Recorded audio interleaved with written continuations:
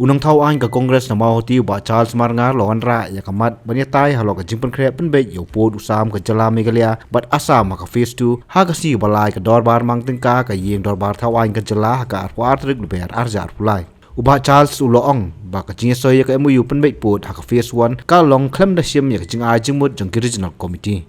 Mr. Speaker, sir, when we talk about the interstate boundary settlement between Meghalaya and Assam, yes, it is a long pending issue that the past government of Meghalaya had tried the level best to solve the issue.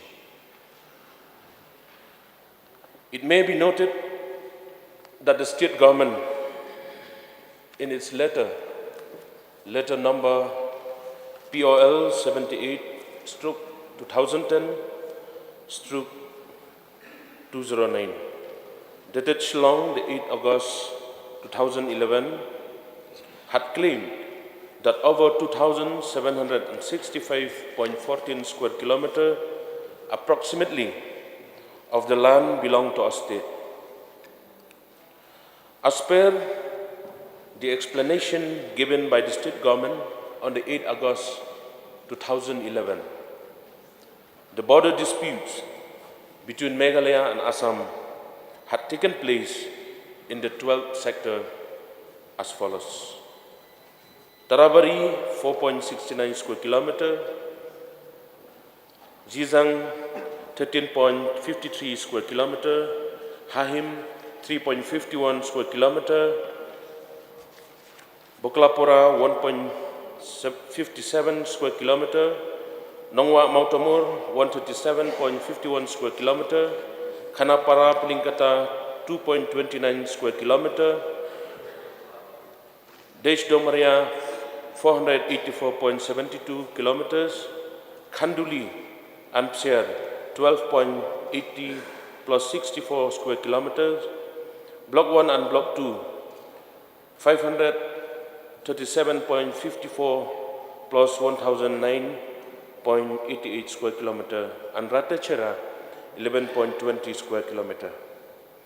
As per explanation of the state government made in the year 2011, the total area of 12 disputed sectors is 2,765 square kilometer. It is, however, undeniable that more areas are being encroached. It may be mentioned that the Honorable Chief Minister of Meghalaya and the Chief Minister of Assam met on the 23rd July 2021 in Shillong, and on the 6th August 2021 in Dispur in the state of Assam.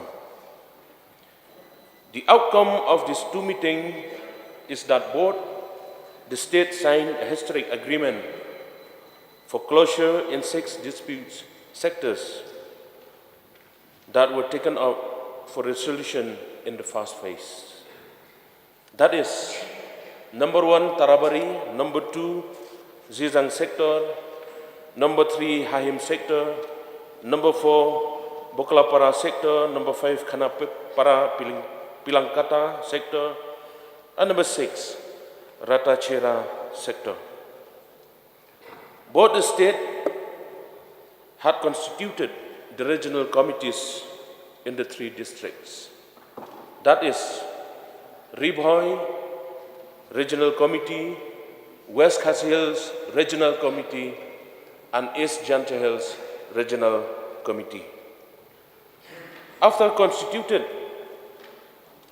the 3 regional committees had visited the villages that falls under the 6 areas of difference to hear the voice of the residents and to verify the name of the villages, and also to verify the principal criteria for approaching the issue, which include: number 1, historical facts; number 2, ethnicity; number 3, administrative convenience; number 4, willingness of the people; and number 5, geographical continuity.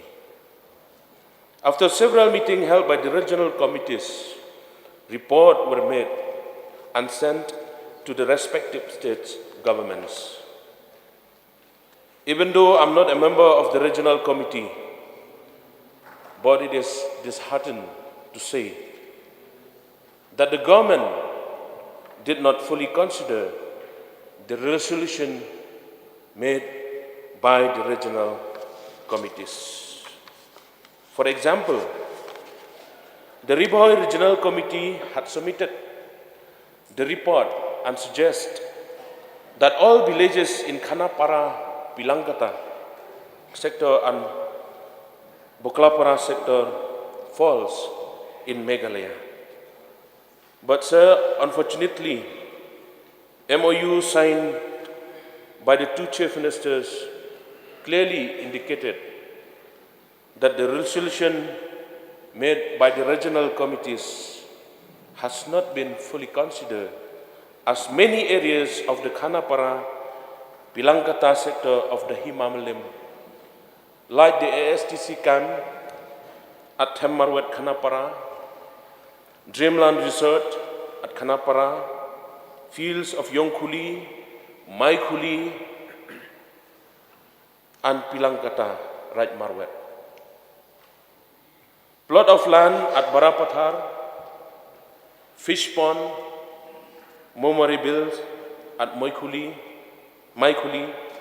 now falls under Assam as per MoU signed. Furthermore, it is clearly noted that the MoU has many negative impacts.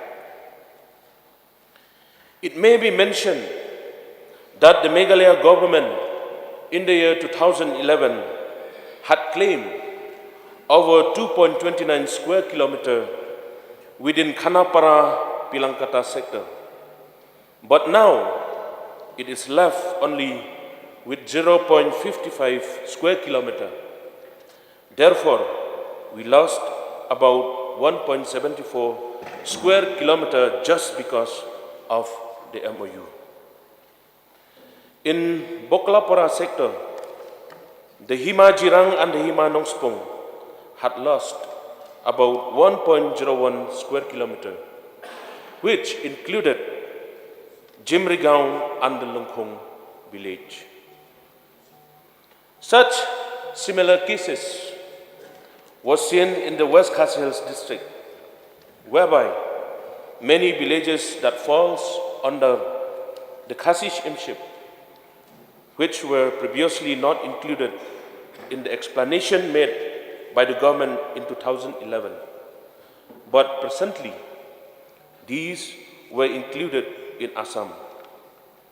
To name a few such villages are like the Namtarabari, Watre Rongchong, Borsum, Gorajan, Damrang, Malang, Jaipur, Huhuapara, Malchapara, Salbari, the backdrop, and Malang Siminaguri of the Himanonglang citizenship, and also the Leja Dubi village in Jirngam citizenship. When taken into consideration regarding the East Jancha Hills district, the Meghalaya government in the year 2011 had claimed over 11.20 square kilometers. But now, it has got only 6.42 square kilometers, meaning that we lost about 4.78 square kilometers in Ratachera sector. Moreover, we had fully lost our ownership of the Malida River. The Meghalaya government had violated the paragraph 20 of the 6th schedule of the Constitution of India, as well as the Assam Reorganization Act 1969 and the Northeast Reorganization Act 1971 in signing the MoU. No prior information, consultation, and permission was sought by the state government from the different Hima Khasi and district council before signing the MoU. This show that the government do not respect the traditional institutions and the stakeholders. And even more, no consultation was properly made within the House. Another important fact is that the state government did not include any member from the KHDC and JHADC in the regional committee during the first phase. Henceforth, while reviewing the MoU, all these issues need to be rectified at the earliest possible. Therefore, I suggest the government of the day that the same mistake should not be repeated while going ahead with the phase 2, which is highly sensitive. Local MLS and the local MDCs of those areas should be included as the member of the regional committees for the settlement of interstate boundary between Meghalaya and Assam. To conclude, I would like to state that the need of the hour is to shape public opinion for peaceful borders and redouble efforts for a political solution to this old decades disputes. With these few words, Mr. Speaker, sir, I once again thank you for allowing me to move this and to discuss the second phase of interstate boundary settlement between Meghalaya and Assam, and also the need of reviewing the MoU signed between the two chief ministers, that is, the chief minister of Meghalaya and the chief minister of Assam. Thank you. I resume my seat. Nakaliang UML ka UDP na nongpo ba meral bon CM uloong ba ka jingya pynbeit put kadai bandan rei hap ban sim langpat ya ka jingsngo ki pai ba haki jika kaput. So this issue is not an easy task for any government, but step has been taken. Drastic step has been taken. Regional committee has been formed under the chairmanship of the cabinet minister of different regional committee that we have. But still, claim and counterclaim between the two states, it is there. As per the survey map of 1872, 1929, and the notification of 1878, 1925, that is the stand of the government of Meghalaya. And the government of Assam, it stands as per the Chandrachud committee. It was with regard to the issue of settle in the first phase, where 6 areas of difference has been discussed. And different regional committee has submitted their recommendation that have been duly considered by the state government. I'm not saying that it has fulfilled 100 out of 100. Statement has been made in the past on the floor of the House, be it the give and take policy, whether we are gaining some, we are losing some. But the principal stand is that we should not lose a single inch. That is a principal stand. But in due course of discussion and deliberation,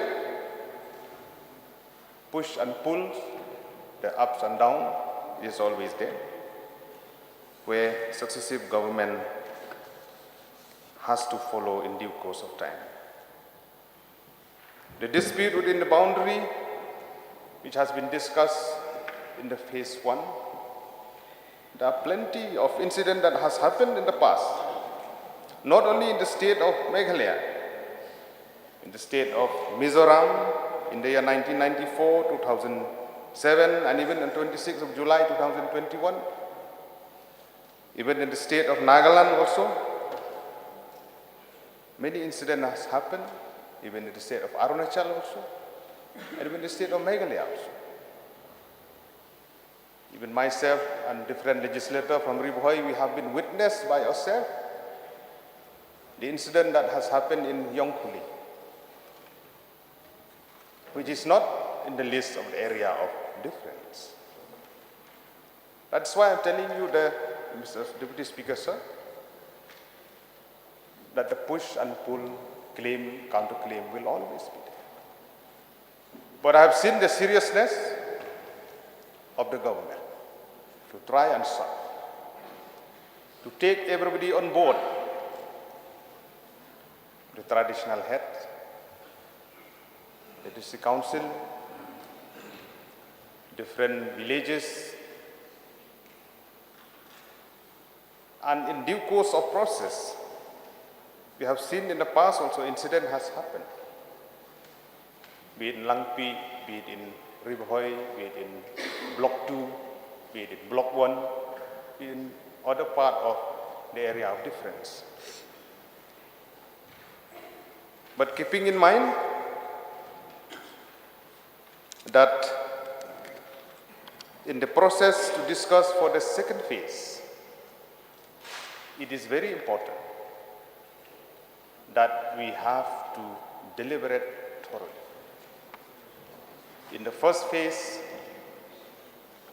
whatever the government, the regional committee have tried the level best. And we have seen the result. There are discontentment in few sectors, in few sections, but that has to be addressed. And I hope the MoU that has been signed for active consideration for the Home Ministry, if there is any issue that has to be discussed, we'll leave it to the Honorable Chief Minister to consider. With regard to the second phase of talk for the remaining 6 areas of difference, with the long porous border of Assam, especially the sensitive part of Langpi, Block 1, Block 2, this Domria, and other part, we would like to stress upon or stand is that we have to regain back, especially with special reference to Block 2 area, where the Senjuk, Irangbat Shnong, border area, right Noktung, they have also right to the government also, claiming the stand about the 18 villages plus another 4 villages, which is very much part and parcel of right Nongtung, Himak Hairim, Ribhoi district. In the letter also they have stated very clearly that 18 villages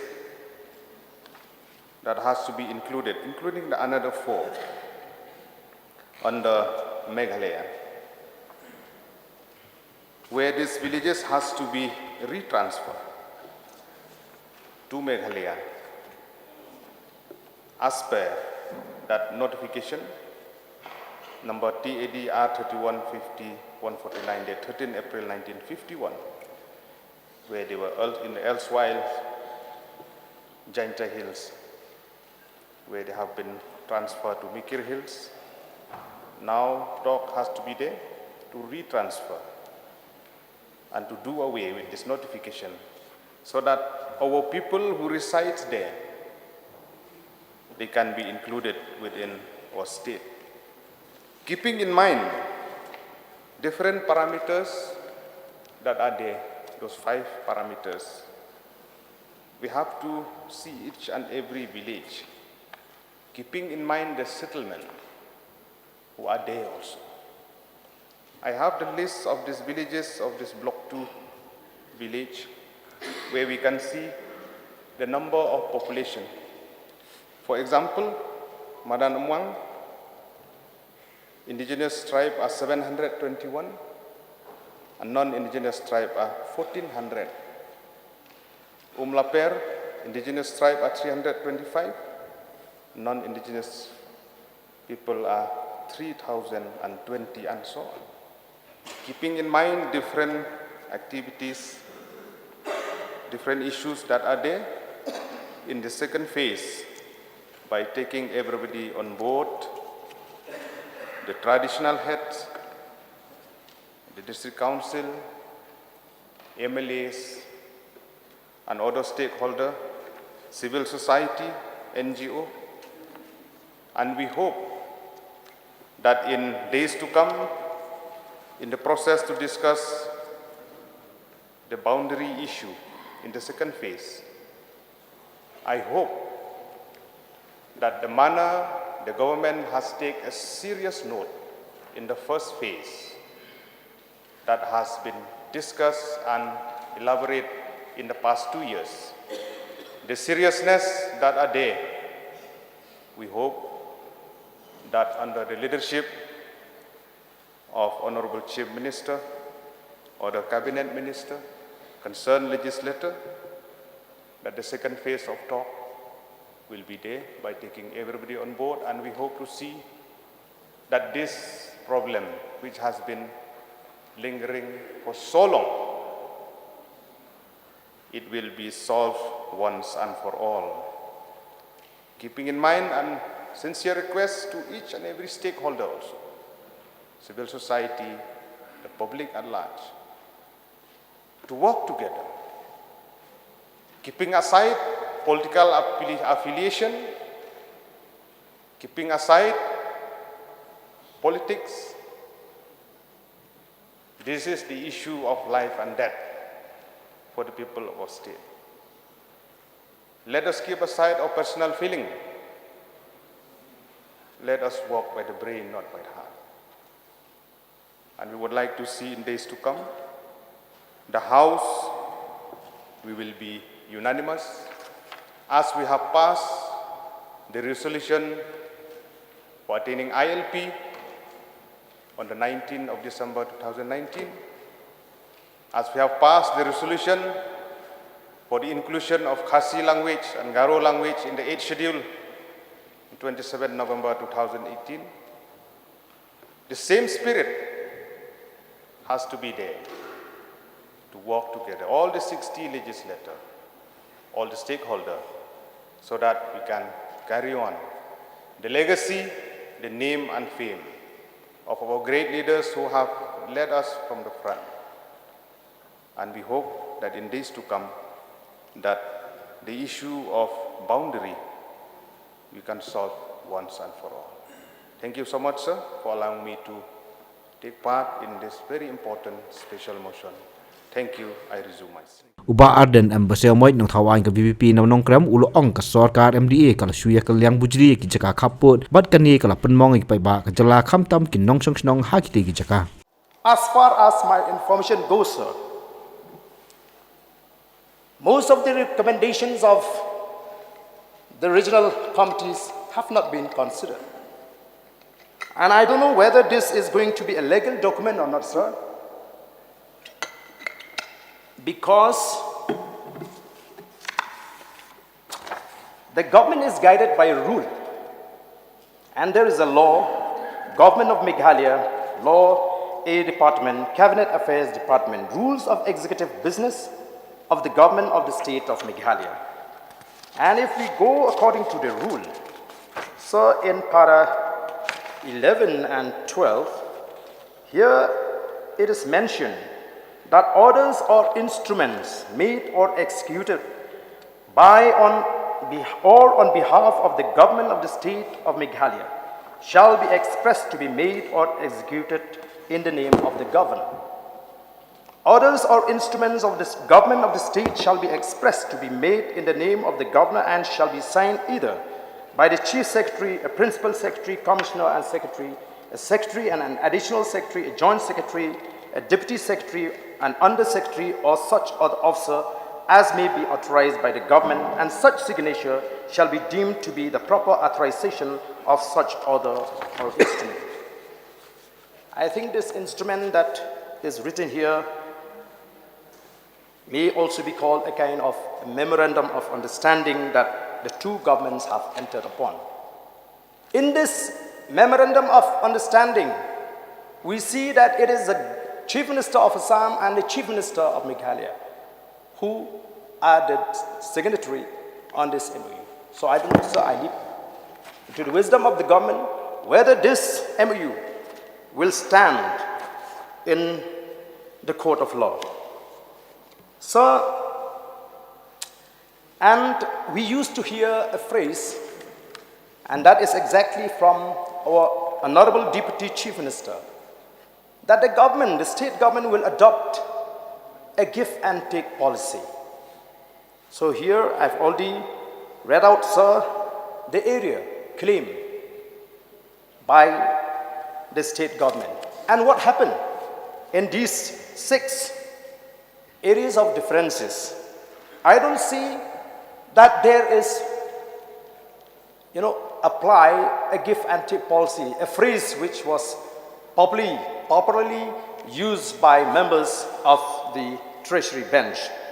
Sir, in Gizang area, the total area is 13.53 square kilometer, and it goes 10.63 square kilometer to Assam. And Meghalaya is being able to retain with the rest of that area, sir.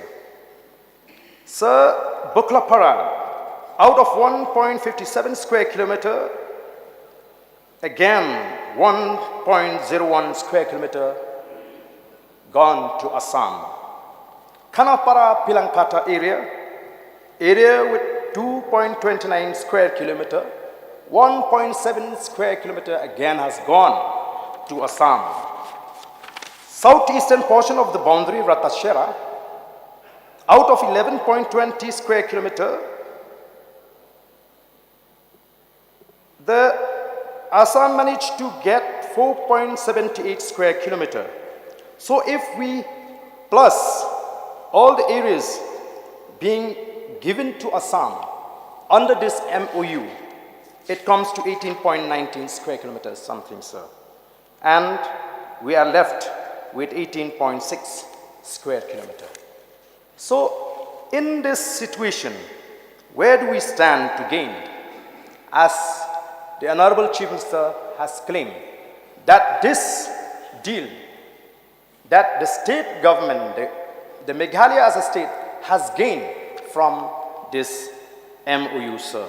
So, sir, I feel that it was not done in a proper way, in a transparent manner.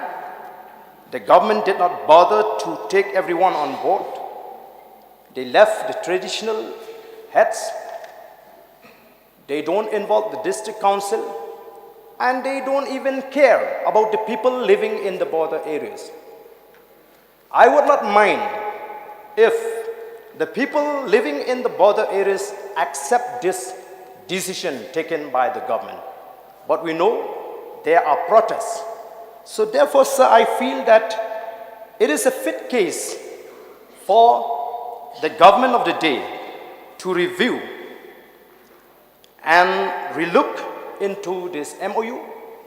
And I would also like to request to be more conscious when you start to negotiate about the second phase of settlement in the border areas.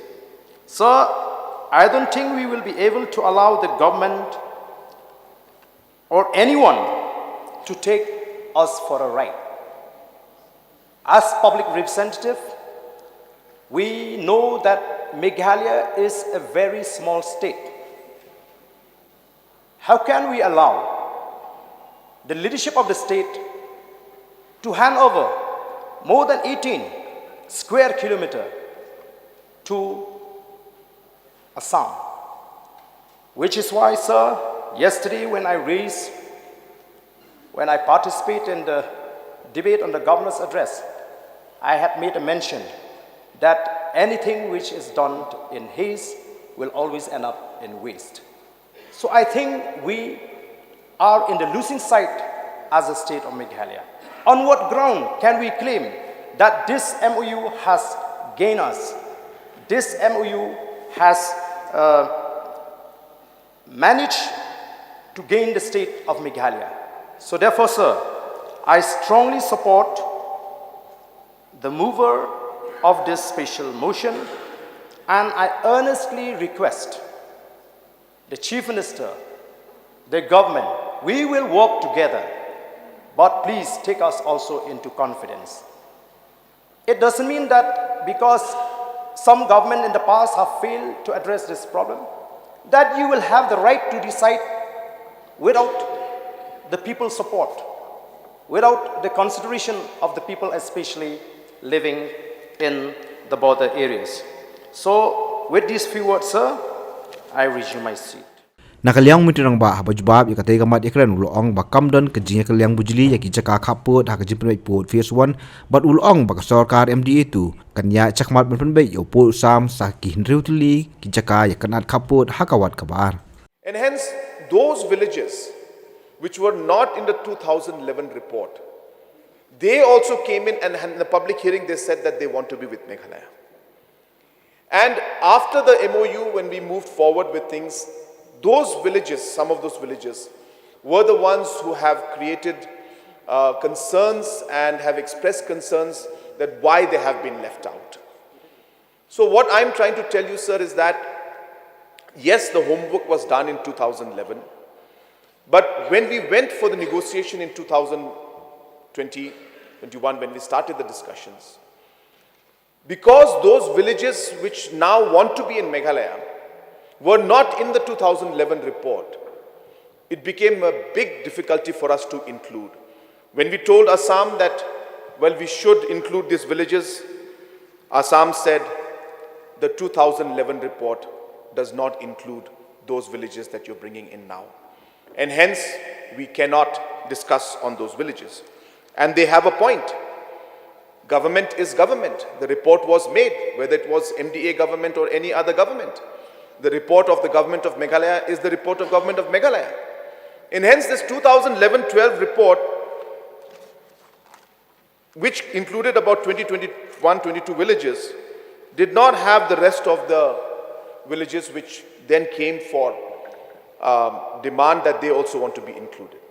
So these are the kind of challenges we faced. And a large number of, as I said, people who later on came and were not happy with the MoU, a large number of them are villages which were actually not in the map given by Meghalaya in 2011. Let me give you a small example of one location called Malang Salbari. Now the map that was drawn in the Tarabari sector, in that sector there was a small curve drawn by Meghalaya given in the 2011 report. And in that curve, the dot that was put in there was the area that we have managed to get, the whole map we managed to get into Meghalaya.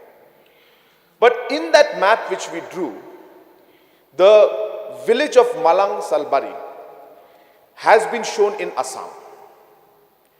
Though we are demanding it and saying that it is in Meghalaya, in the list of villages it was listed in Meghalaya, or it was part of our demand, part of those villages that we want.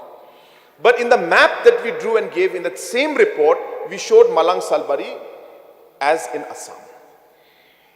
These kind of complexities were very difficult for us to resolve, because it was maybe a typing error or a drawing error. I don't know what, I'm not here to blame anybody. But these are facts with which we have to now work with. So Meghalaya is demanding Malang Salbari.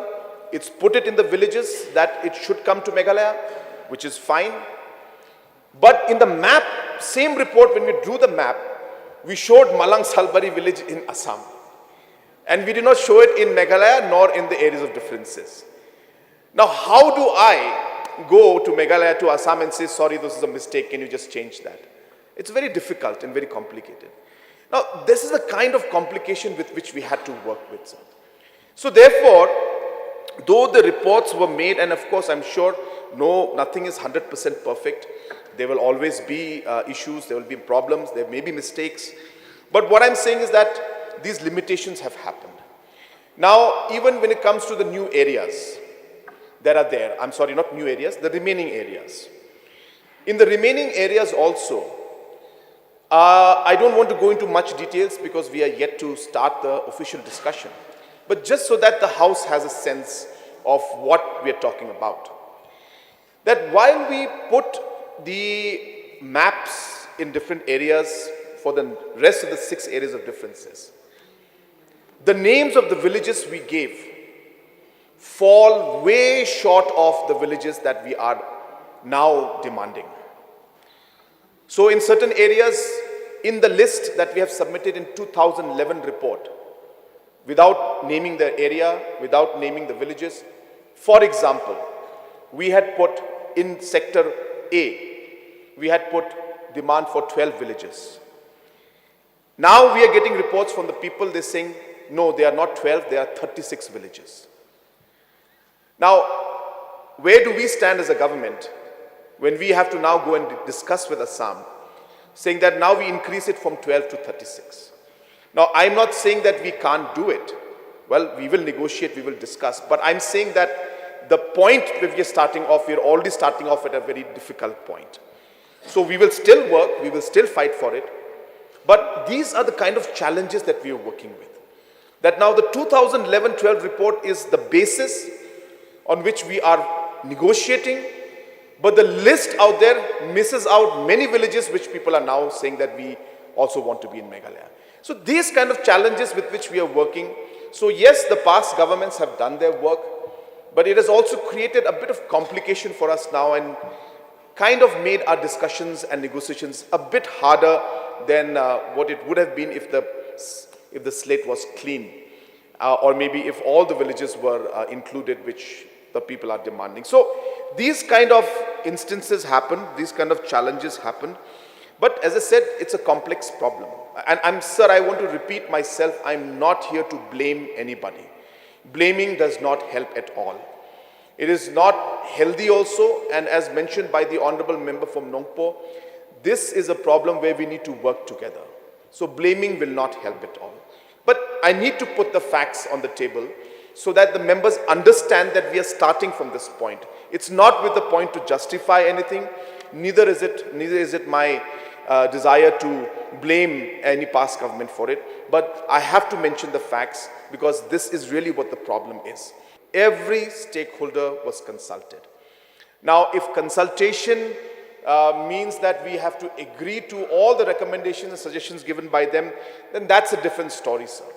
I must say that obviously we could not agree or we could not get all the suggestions made by different stakeholders. We could not get those facts or points through. But that is the nature of these kind of discussions and solutions that we work for. We'll not be able to satisfy every single demand that is there. But as I said, in the larger interest of the people living in the border area, we realized that we had to move forward, sir. Sir, as rightly mentioned by the honorable member who was talking about the fact that whether this MoU will stand ground or not. So this is precisely the point. This is a memorandum of understanding at the highest level between the two states in the presence of the Home Minister. And therefore, obviously, this memorandum of understanding will now be put into executive order in different areas, and the necessary procedures that are there which need to be followed will be followed at the leadership level, especially when it's at the highest level of the government, in the states and at the center. This is what the procedure is. We followed, we signed an MoU, and based on this, now at different levels, the surveys are being done. Some areas, the surveys are going slower. Some areas, there were certain complaints. Some areas, the survey is going on as per plan. And these are challenges which we will see in a complex situation like this where, the border issues are concerned, sir. And hence, sir, I am happy to inform the House that we have reconstituted the committees because of the change after the election. There were some members who did not win in the election, and certain positions changed, and hence we have now reconstituted the committees, and this may be the best opportunity for me to read out the names of the new committee members. So for Ribhoi as committee, the regional committee, Shri Preston Tinsong, Deputy Chief Minister in charge Home Police, will be the chairperson. The members will be Shri Sostenes Sotun, MLA of Jirang and the Government Chief Whip. Third member will be Shri Merilbon CM, the MLA of Nongpo. The fourth member will be Shri Damanbait Lamare, MLA of Umroi constituency. The fifth member will be Charles Marangar, the MLA of Mohati constituency. Sixth member is Shri Jambor War, the executive member of the KHEDC in charge Ilaka. And number 7, the Deputy Commissioner Ribhoi will be the member convener. So West Khasi Hills, the reconstituted committee will be as follows. Shri Paul Lingdo, Minister in charge Social Welfare, will be the chairperson. Shri R.L. Tonkar, MLA Makurwat, will be member. Shri Methodius Dakar, MLA Moshendut, will be member. Shri Remington Gabal Momin, MLA Ramrai Janangam constituency, will be member. Shri Jigur Marthong, Deputy CEM of KHADC, will be a member. Shri Banjop Pinrop, MDC of Ramrai Janangam KHADC, will be a member. And Deputy Commissioner of West Khasi Hills will be the member convener. For West Jente Hills, Shri Snowbalang Dhar, Deputy Chief Minister in charge Urban Affairs, etc., will be the chairperson. Number 2, Shri Kamingwon Umbon, Minister Food and Civil Supplies, will be a member. Number 3, Shri Lakmen Rumbui, MLA of Amlarem constituency, will be a member. 4, Shri Nujurki Sungo, MLA of Mokayo constituency, will be a member. 5, Shri Thombor Shivat, CEM of Jente Hills Autonomous District Council, will be a member. 6, Shri Aiborlang Shadap, the MDC of Boroto Mukro of Jente Hills Autonomous District Council, will be a member. And number 7, the Deputy Commissioner of West Jente Hills will be the member convener, sir. Hence, the committees have now been reconstituted. This was done about a week back, and the notification was out a week back. But I thought that it's good that I will mention it now on the floor of the House. And this may be the best time to share it with everyone.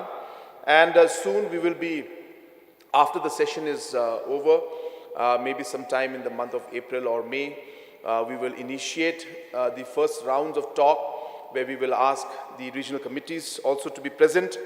And post that, as has been done before, we will ensure that detailed and deep consultations take place with different stakeholders, and meetings take place at the grassroots level in ground zero to really understand all the points and the concerns of the people living in those areas, and also obviously of all the stakeholders like the district council and the traditional heads and the different civil society and all other stakeholders concerned.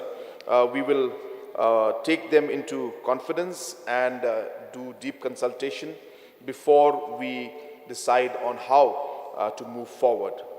And while I say that, sir, I have to admit that it is indeed a very, very complex situation.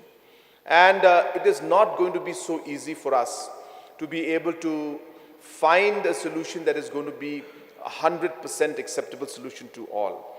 But I would like to appeal to everyone in this house today, and also the people of the state and all the other stakeholders who are involved out here, that let us keep the larger picture in mind.